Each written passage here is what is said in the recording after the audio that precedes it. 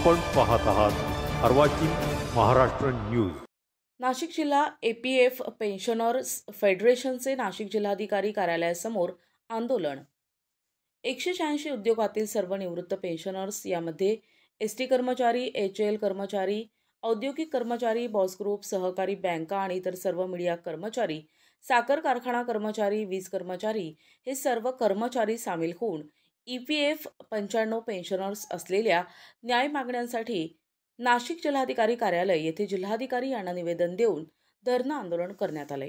यामध्ये प्रामुख्यानं EPF 95 pensioners धारकांना किमान 9,000 रुपये पेन्शन मिळावी आणि त्यावर सरकारी नियमानुसार डीए मिळावा, तसेच पेन्शनर आणि त्यांच्या पत्नीला मुफ्त आरोग्य सुविधा असावी। ईपीएफ पेन्शनरला केंद्रीय अन्न सुरक्षा कायद्याचा लाभ देण्यात यावा।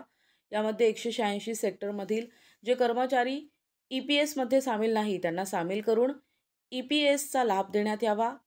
ईपीएफ ओनी आणलेली प्रो राटा पद्धत बंद करावी। ज्येष्ठ नागरिकांना रेल्वे भाड्यात सवलत द्यावी। किमान एवढ्या तरी मागण्या मान्य करून सरकारनं नाशिक जिल्हा एपीएफ पेन्शनर्स फेडरेशनला न्याय द्यावा।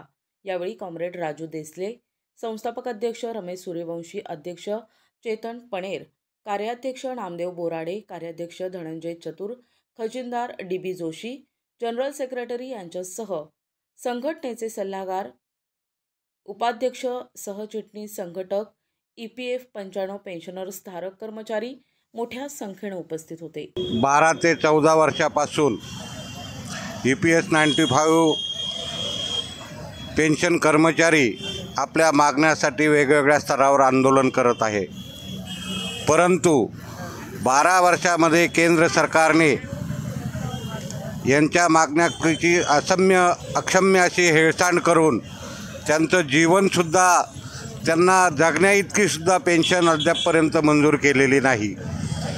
आता ईपीएस 95च्या देशातील सर्व कर्मचारी हे जे आता बजेट अधिवेशन आहे, या अधिवेशनामधून आपल्याला काहीतरी मिळेल या आशेनं केंद्र सरकारकडे आशा ठेवून बसलेला आहे आणि म्हणून केंद्र सरकारला याची आठवण यावी म्हणून आज नाशिक जिल्हा ईपीएफ फेडरेशनच्या वतीनं जिल्हाधिकारी कार्यालयासमोर हे धरणे आंदोलन करत आहोत। आणि या आंदोलनामार्फत केंद्र सरकारला, मोदी सरकारला आमची विनंती आहे की कृपया या ईपीएस 95च्या कर्मचाऱ्यांना किमान जगण्या इतकी पेन्शन तरी आपण लागू करण्यासाठी पुढाकार घ्यावा किंवा या ईपीएस 95च्या फेडरेशनच्या सर्व सभासदांना इच्छा मरणाचा अधिकार द्यावा।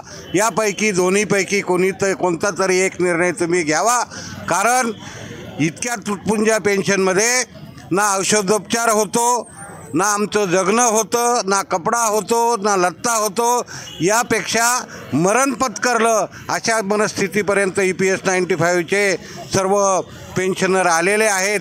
तरी कृपया सरकारने या गोष्टीकडे गांभीर्याने बघण्याची गरज आहे। मी डीबी जोशी, राज्य सचिव, महाराष्ट्र राज्य, या ठिकाणी नमूद करतो की आज जिल्हा अधिकारी कार्यालयासमोर आम्ही धरणे आंदोलन करणार आहोत। देशामध्ये सध्या बजेट डिक्लेअर झालेलं आहे। 1 फेब्रुवारी ते 14 फेब्रुवारी या दरम्यान बजेट होणार आहे। या बजेटमध्ये ईपीएफ 95 पेन्शनरांचा प्रश्न उचलून त्यांना मिनिमम 9,000 रुपये पेन्शन आणि डीए भत्ता द्यावा अशी सरकारला परत एकदा आम्ही विनंती करत आहोत। आणि या विनंतीसाठी जिल्हाधिकारी कार्यालयामार्फत पंतप्रधानांना आम्ही पत्र तयार केलेलं आहे। हे पत्र त्यांच्याकडे पाठवावं ही जबाबदारी जिल्हाधिकाऱ्यांची असून लवकरात लवकर या बजेट अधिवेशनामध्ये देशामधील सर्व ईपीएफ पेन्शनरांना न्याय मिळावा अशा प्रकारची आमची अपेक्षा या ठिकाणी आम्ही व्यक्त करतो। मी चेतन पणेर, नाशिक जिल्हा पेन्शन फेडरेशनचा कार्याध्यक्ष। आज 29 जानेवारी रोजी जिल्हाधिकारी कचेरीसमोर नाशिक जिल्हा पेन्शन फेडरेशनतर्फे आम्ही धरणे आंदोलन सुरू केलेलं आहे। या आंदोलनामध्ये आमची प्रमुख मागणी आहे की केंद्र सरकारने आम्हाला किमान जगण्या इतकी पेन्शन द्यावी, त्यामध्ये दरमहा 9,000 रुपये पेन्शन द्यावी आणि त्यावर महागाई भत्ता द्यावे. तसंच आरोग्याच्या सुविधा मिळाव्या या प्रमुख 3 मागण्या आहे आणि या मागण्यांचा आम्ही गेल्या 10 वर्षापासून सारखा पाठपुरावा करतो आहे. आणि त्या संदर्भात बजेटमध्ये खासदार राजाभाऊ वाजे यांना आम्ही प्रश्न मांडण्यास विनंती केलेली आहे आणि ते प्रश्न मांडणार आहे. कालच त्यांची भेट घेऊन आम्ही या संदर्भात त्यांना माहिती दिलेली आहे.